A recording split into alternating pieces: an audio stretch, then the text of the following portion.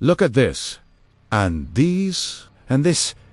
You know instantly that these are beautiful. You don't need to think about it. Your brain just knows. But why? What makes your brain light up for some things and not others? And here's the weird part. Beauty doesn't just look good. It actually makes you feel good. Measurably. Physically. In ways that affect your health, your decisions, even how long you live. So let's figure out what's actually happening inside your head when you see something beautiful. Here's the puzzle. Beauty is supposed to be subjective, right? Beauty is in the eye of the beholder. Everyone has different tastes. But if that's true, why do we agree so much? Studies show that people across completely different cultures who've never met, never shared ideas, rate faces, landscapes, and designs with surprising consistency. Ancient Greeks, modern Japanese, isolated Amazonian tribes. They don't agree on everything, but they agree on more than random chance would predict. The golden ratio shows up in Greek temples, Renaissance paintings, and modern smartphones. Symmetry appears in every culture's definition of an attractive face. Landscapes with trees and water are universally preferred over concrete and desert. And it's not just preference. When researchers put people in brain scanners and show them beautiful images, something fascinating happens. Specific parts of the brain consistently light up, the same regions, in everyone. Whether you're looking at a painting, a face, or a mathematical equation, beautiful environments measurably reduce stress hormones. They lower blood pressure, they even help hospital patients heal faster.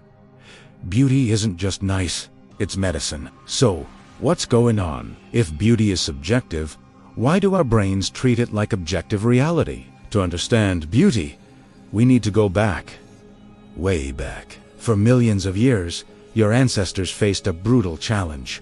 Survive long enough to reproduce. And to do that, they needed to make good decisions.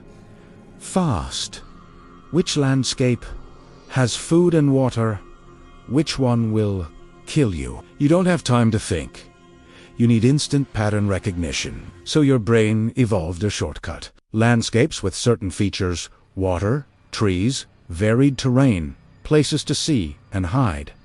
These trigger positive emotions. Good. They feel beautiful.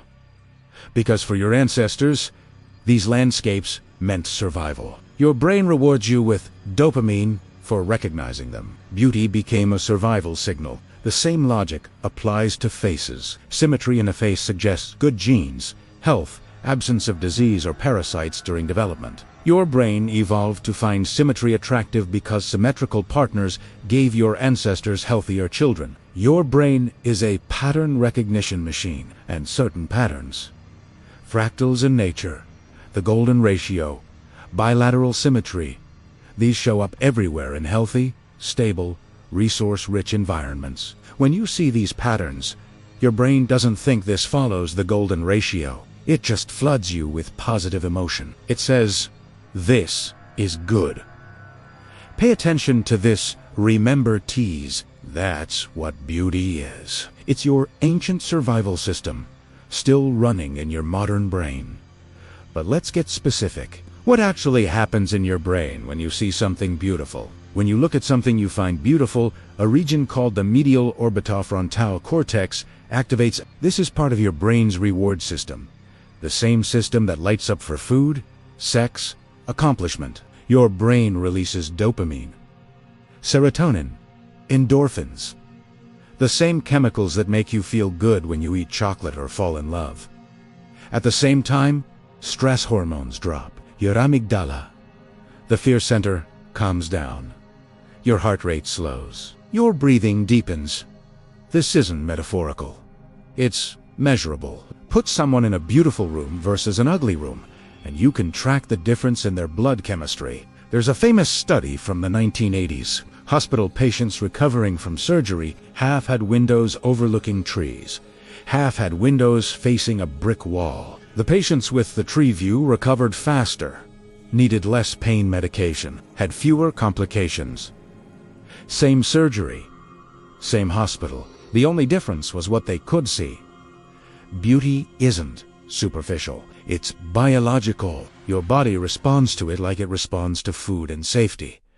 Now, obviously, culture matters. Beauty standards change across time and place. What's considered an attractive body, fashionable clothing, or good design, these shift constantly. But here's what's interesting. Underneath the surface differences, the deep patterns remain. Symmetry, balance, complexity with order. These show up everywhere. And beauty goes beyond just visual. Mathematicians talk about beautiful equations. Musicians talk about beautiful melodies. These follow patterns too.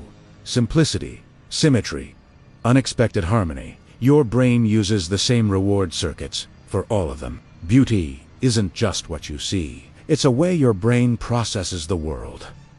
So, here's the thing. For most of human history, you were surrounded by nature, by patterns that your brain evolved to find beautiful. Even human-made environments followed natural principles. Traditional architecture used proportion, symmetry, natural materials. Then came the 20th century. Suddenly, efficiency mattered more than beauty. Function over form. Cheap and fast over well-designed. Now, most people spend their days in environments that would make your ancestors' brains scream. Fluorescent lights, concrete blocks, parking lots, digital clutter, and we're seeing the effects. Rates of anxiety and depression have skyrocketed in urban environments. Part of that is social and economic, but part of it is environmental. Studies consistently show that people in aesthetically poor environments report lower well-being, higher stress, and more health problems, even controlling for income and other factors. We're experiencing something humans never faced before: chronic beauty deprivation. But here's the good news. You can do something about this. Beauty isn't a luxury. It's not something you add after you've handled the important stuff. It's fundamental to your well-being. Start small. Add plants to your workspace. They literally clean your air and calm your nervous system. Organize your space. Chaos creates stress. Order creates calm. Let in natural light. Your brain evolved under the sun, not fluorescent bulbs. Spend time in nature. Even 20 minutes in a park measurably reduces cortisol. Don't have access to nature? Studies show even looking at photos of nature provides benefits. Curate your digital environment. The average person spends 7 hours a day looking at screens. What you look at matters. Follow accounts that share beautiful images. Listen to music you find moving. Surround yourself with art that resonates. An advocate for beauty in your community. Push for better urban design. Support architecture that respects human scale and natural materials. Demand public spaces that are actually pleasant to exist in. This isn't about being pretentious or shallow. This is about acknowledging that your brain has needs, and beauty is one of them. When you choose beauty in your home, your city, your life, you're not being vain. You're being human. You're giving your ancient brain what it's been asking for since before we were even human. Beauty isn't a mystery. It's evolution.